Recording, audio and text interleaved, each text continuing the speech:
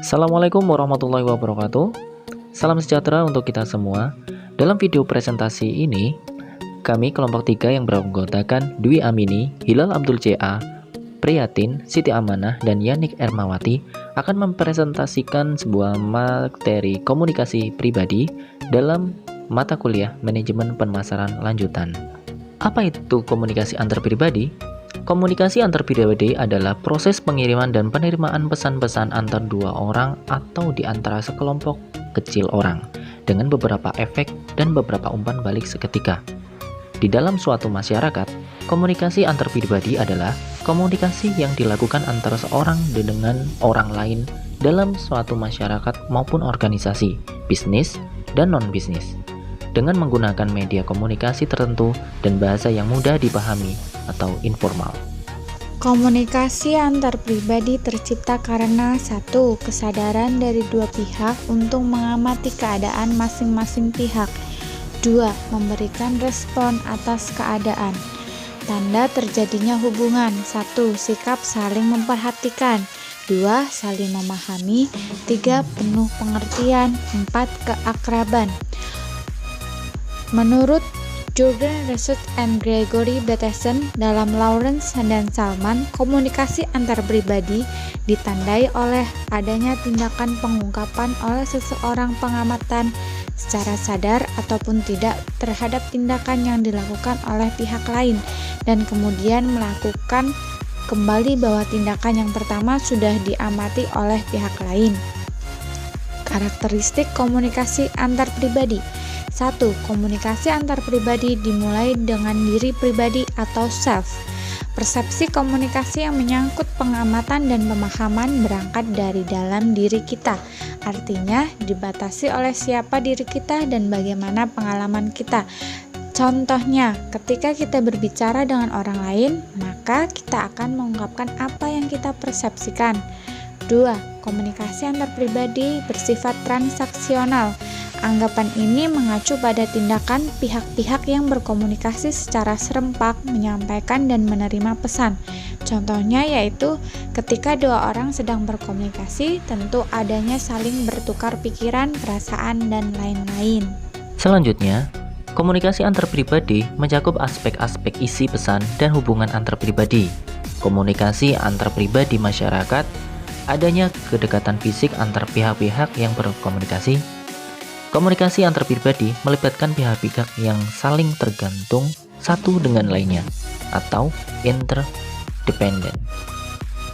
Yang terakhir, komunikasi antar pribadi tidak dapat diubah maupun diulang. Proses-proses komunikasi antar pribadi. Yang pertama, pesan. Semua bentuk komunikasi baik verbal maupun non-verbal. Bentuk pesan dapat bersifat informatif, memberi keterangan, dari komunikan membuat persepsi sendiri. Yang kedua, penerimaan pesan.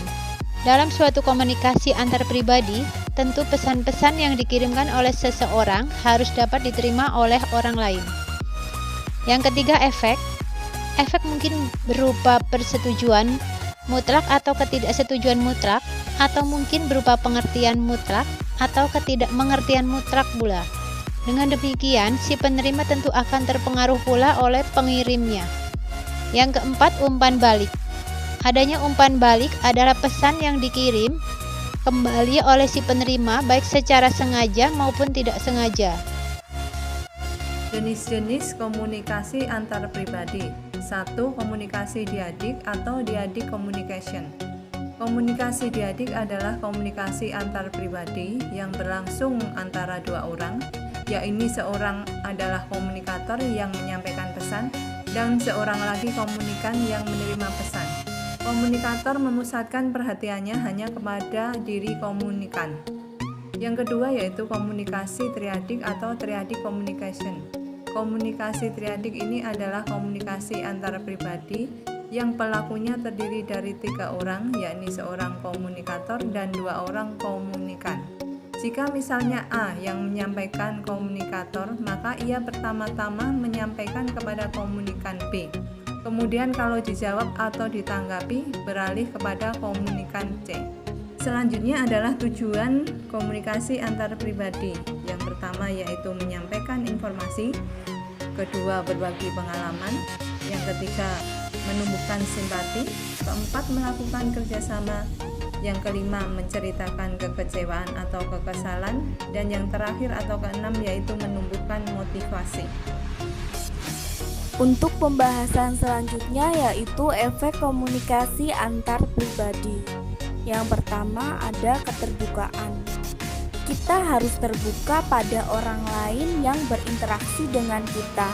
Yang penting adalah adanya kemauan untuk membuka diri pada masalah-masalah yang umum, agar orang lain mampu mengetahui pendapat, gagasan, atau pikiran kita, sehingga komunikasi akan mudah dilakukan. Yang kedua ada positif. Memiliki perilaku positif yakni berpikir positif terhadap diri sendiri dan orang lain. Yang ketiga ada kesamaan atau equality. Keefektifan komunikasi antar pribadi juga ditentukan oleh kesamaan-kesamaan yang dimiliki pelakunya, seperti nilai, sikap, watak, perilaku, kebiasaan, pengalaman, dan sebagainya. Yang keempat ada empati. Empati adalah kemampuan seseorang untuk menempatkan dirinya pada posisi atau peranan orang lain, dalam arti bahwa seseorang secara emosional maupun intelektual mampu memahami apa yang dirasakan dan dialami oleh orang lain. Yang kelima, dukungan. Komunikasi antar pribadi akan efektif bila dalam diri seseorang ada perilaku suportif. Maksudnya, satu dengan yang lainnya saling memberikan dukungan terhadap pesan yang disampaikan. Hal-hal yang mempengaruhi komunikasi antar pribadi. Yang pertama, persepsi interpersonal. Yang kedua, konsep diri. Yang ketiga, atraksi interpersonal. Dan yang terakhir, hubungan interpersonal. Sekian presentasi dari kelompok kami. Terima kasih dan wassalamualaikum warahmatullahi wabarakatuh.